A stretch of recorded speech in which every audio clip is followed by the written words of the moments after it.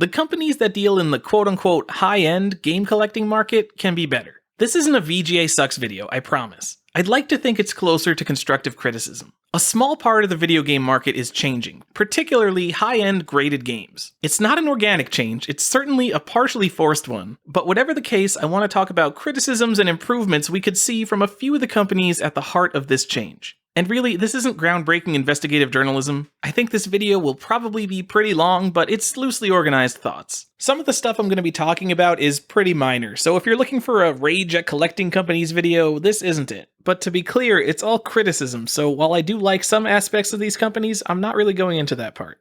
The reason I'm going into some of these details is because these websites are now dealing in games selling for tens of thousands of dollars, and honestly, they should be held to the highest standard as a result. To give my perspective and bias, I own a bunch of pretty nice Wata graded games, and I have dozens more on the way or ready to be sent in. I've purchased games from heritage auctions. I've at least placed bids on CertifiedLink. I own absolutely nothing from VGA, and I'm a very active user of some of the websites GoCollect now owns. I'm very much not a part of the high-end speculative or sealed market, but I'm not a complete random guy on the internet outsider either. So with that said, take my opinion as you will. So, going in no particular order with company or comment, let's start with Wata Games.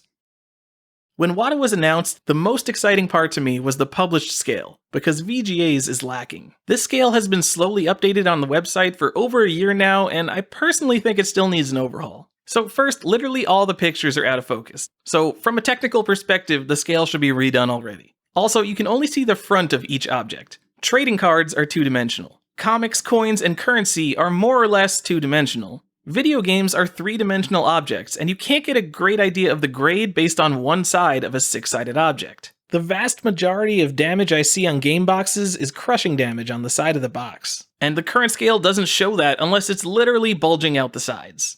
We need to see the sides of the box.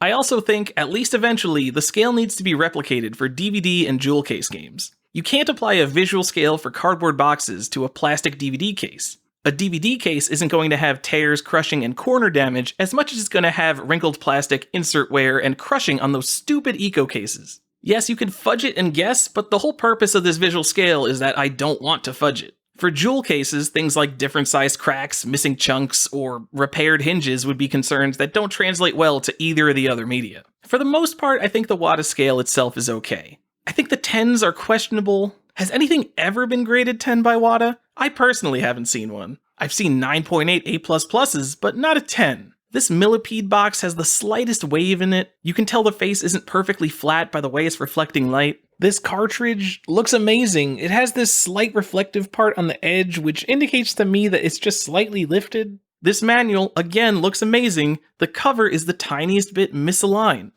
And you can look at the 9.8 and 9.6 and see that those covers are pretty much dead center. I'm not saying that a 10 has to be perfect in every way. It's Wata's scale, not mine. But Wata, as far as I can tell, essentially never gives 10s. So if you sent in these 3 pieces with slight visible flaws, I think it's very likely you would not get back 10s. One more thing I think is a little wonky is the 9.8 box. It clearly has more waviness, and this thin reflection on the side even makes it look like it has a slight dent. It has this tick on the side, it has very light edge wear on the top. You know, maybe it would get a 9.8, it isn't egregious, but I don't think it's really the best example. There's one more real oddball. Let's take a walk down cartridge lane. Everything 7.5 or up in the cartridges pretty much looks great. It would be great if we could distinguish them a little bit better in the pictures. 7.0, we have some scuffing on the label. 6.5, we have some wear on the label and cart. 6.0, we have our first small rip in the label. 5.5, we have our first gouge in the label. 5.0, we have 2 gouges in the label. It's great. The pictures tell a clear, incremental story. And then 4.5, what? It's not like it's mint, but there's no label damage. There's just light cart wear. If I was guessing the grade of this cart, I would have guessed 7.0 maybe. Personally, I haven't seen anyone else talk about the Wata grading scale. So long as Wata's grades themselves are consistent, I don't think anyone cares about this except for me. But hey, it's part of the company I was excited for, so I'm giving my feedback. A minor thing with Wata, don't grade bootlegs.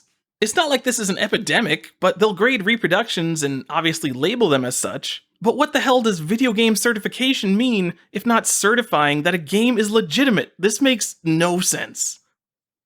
Okay, incorrectly married parts. Games have revisions. If you put a late release manual with your first print Zelda or a greatest hits disc in a black label case, it gets marked on the label IMP as an incorrectly married part. But it still gets graded, and the game overall is graded as a complete in-box game, even though the game isn't a complete set. It's this chimera of incongruous parts. Yes, your average guy on the street doesn't care about the print run of his Mario 3 manual, but for graded, certified complete games, it's only complete if it's correct. To me, this is the same as essentially having no manual and the wrong manual, but it's kind of treated as this slightly wrong manual. A comic book missing a page either gets no grade or a 0.5. You can't slip in a mint condition page from a later print run to boost the grade and call it good. I personally think games with incorrectly married parts should get no overall grade to minimize confusion. And you know what else Wata can do to prevent confusion is have different colored labels. CGC, for example, has blue for a complete graded book, yellow for a certified signed book, and purple for a dirty, worthless, restored book. I don't even collect comics, but I see a purple label and I know, fuck that book, that grade doesn't matter. And I know that's hyperbole, but seriously, it's also not. One color for new games, bright and shiny, the most desirable tier a game can be in. One color for complete in-box games to distinguish them from the bright and shiny tier. One color for games with incorrectly married parts, the dirty restored label that nobody wants, and of course I think this is personally the most important one to clearly distinguish. While writing the script for this video, I was going to say, holy crap, Wata needs to find another label for incomplete games because they graded this Zelda with no manual, but they did say they were never doing that again, so good job on that, Wata. Speaking of missing components, well-known components should really be listed as missing on the label. I understand games had different print runs, you can't always guarantee the exact registration card or advertising materials that shipped in every game. But there were plenty of well-known collectible games that everyone knows have certain components, like the Mike Tyson letter, or Zelda map, or Rad Racer 3D glasses. It says it on the box. 2 Tysons sold on Heritage auctions, and neither of them had the letter. Zeldas have sold for hundreds of dollars without the map. While these people probably knew what they were buying, I could see a world where they didn't, because these games are encapsulated and say complete in box on them. Like with IMPs, I should be able to look at a graded game and immediately know that it's sealed or actually complete. I don't have a solution for this other than that Wata really shouldn't grade games that they know are incomplete. But at the very least, major missing expected components should be listed on the label. Also, if you're one of these people sending in incomplete games to be graded, fucking stop!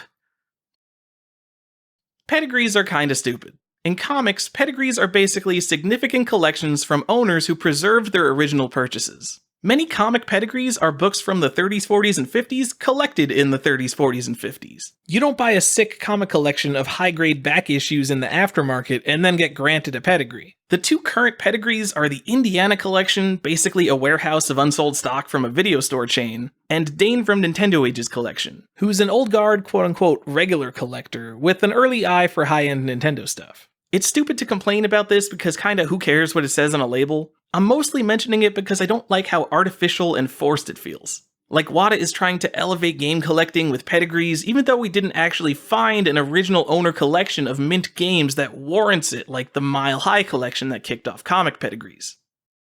Wata's turnaround times are bad right now, at least for the poor people tier, Select. Last summer I sent in 2 games, Select, and I got them back in about a month. I sent in my last order April 22nd. It's now August 11th, so they're pretty backlogged.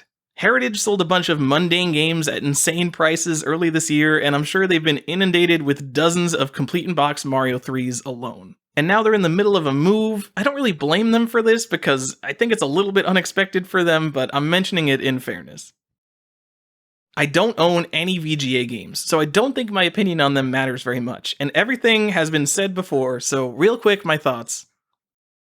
They're not transparent in who they are, their expertise, or how the scale works. They don't have a public spokesman or figurehead as far as I know, and they don't show up at events, so they certainly don't have a trusted, long-established presence in the community beyond just being the VGA. And they'll grade PC seals, they'll grade Japanese games, they'll authenticate prototypes, so at some point I think you need to prove your expertise in the field. This is a pretty common criticism of them. The other one is that their scale is only partially defined. Their website has distinctions between gold, silver, and bronze, sure. Again, as someone who doesn't own VGA games, can someone explain the difference to me between a 90 and a 90 plus? 85 plus is pretty baller by VGA terms. But there's 5 steps from 85 plus to 100. Maybe there's a clear distinction between 90 and 90 plus, it's not just a random degree of near perfection. But you know what would prevent my confusion? If there was a published scale that explained the difference. This is why many people not involved in VGA think their numeric grades are just kind of pulled from thin air. Qualified games. What the f***? This is by far VGA's dumbest and most mystical service.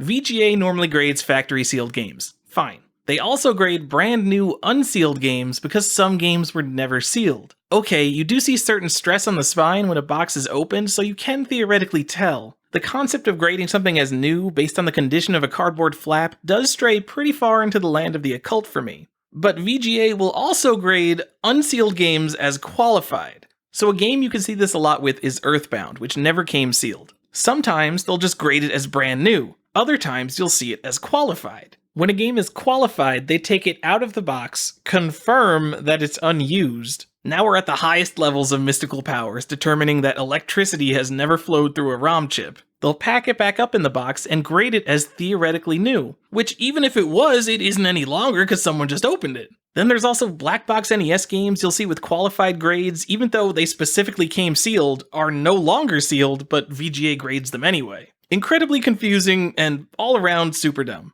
Qualified games get this tiny little word on the label. Like Wata, they should get an entirely different colored label, but really they just need to scrap the qualified program and start over with something more clear if you ask me.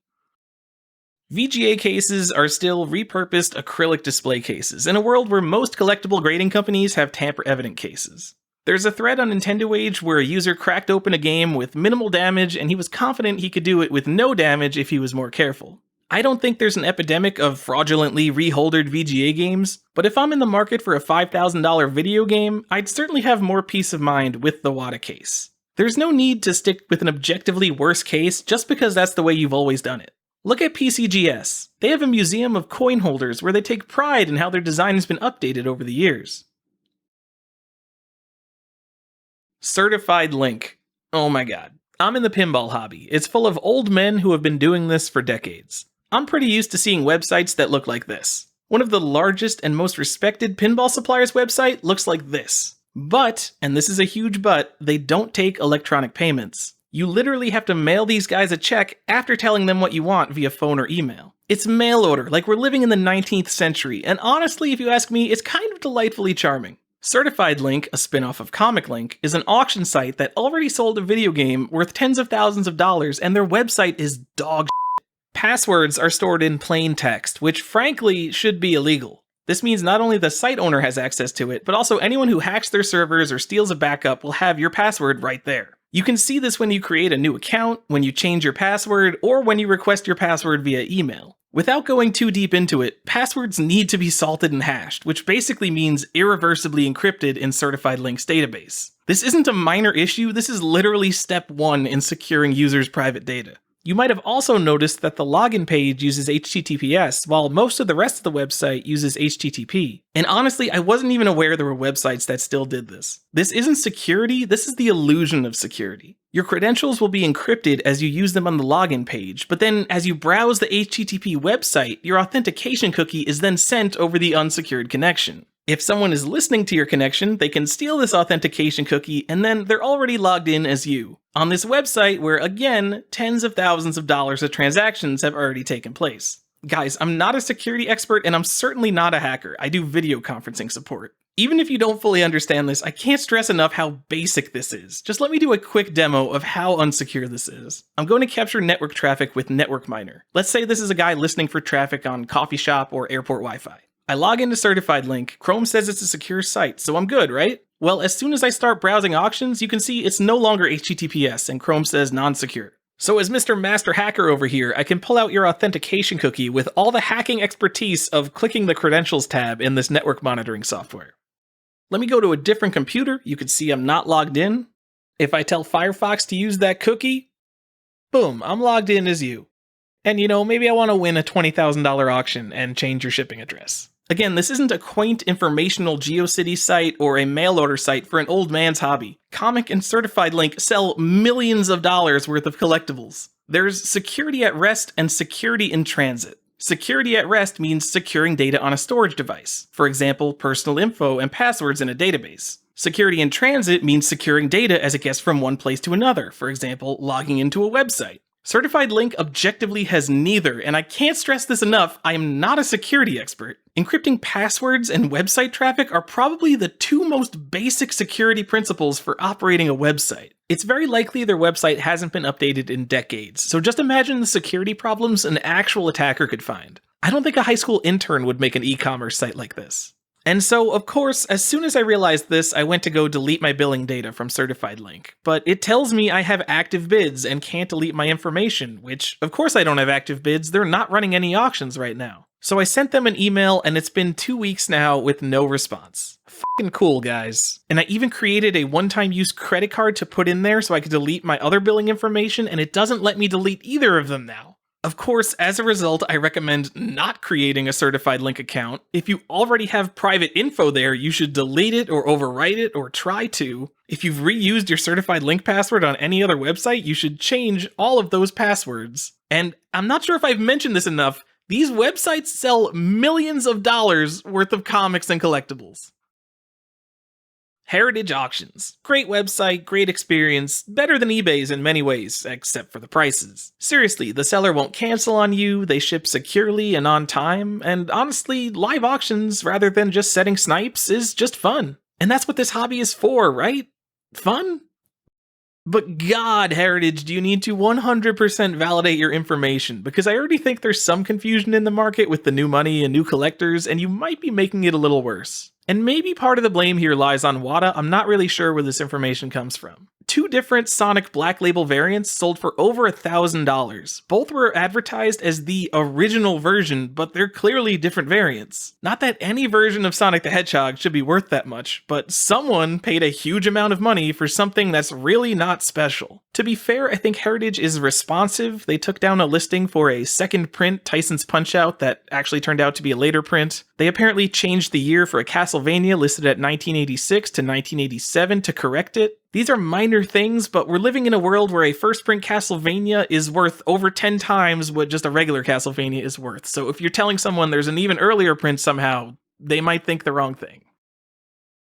Heritage apparently uses shill bidding or just employees bidding to pump up prices or buy and flip underpriced auctions, depending on your point of view. There was a case in 2009 where a fake bidder called NP Gresham was exposed as being Heritage Auctions themselves, although they disclose this and it's legal. So they occupy a space as both an auctioneer and a dealer that might bid against their bidders, and some people might not like that. There are people who deal in items that are worth more than my life that have discussed this to death on art and comic forums, so I'm not really the best person to go into depth here. So look that up if you're interested. Personally, I think the best way to not get ripped off by a shill bidder on Heritage or eBay, or God forbid CertifiedLink, is to not bid more than an item is worth or you're willing to pay. Easy. GoCollect. I don't think you've screwed up much. If you run ads on NintendoAge or charge for historical price data sometime in the future, that's business, and as far as I can see, you're trying to make tools that give us more data on game collecting, which, as NintendoAge updates have somewhat stagnated, I think is pretty important. They're involved in comic hype. There's literally a section on their front page for speculation, so I imagine that kind of thing is coming to video games now. And I mean in more than a, what's the next big spike NintendoAge thread kind of way. Hashtag Multiple Comic Monday for a glimpse into the future. Big-time speculation is the result of a plethora of forces, though. It's not something I can really attribute to GoCollect. So they haven't really done too much in the video game space, so I don't have a lot to say yet.